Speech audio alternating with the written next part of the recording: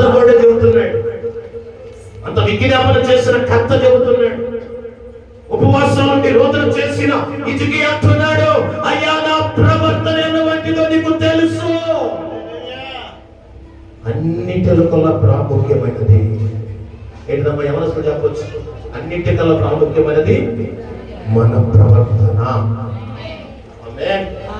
తెలిసి తెలియక కొన్ని సమయాల్లో మనము ఏదో ఒక ఖచ్చితంగా మన ప్రవర్తనలో తప్పిపోతాం.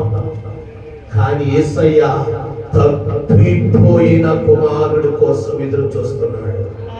తప్పిపోయిన నీ కోసం, నా కోసం ఆయన 24 గంటలు చేతులు చాపి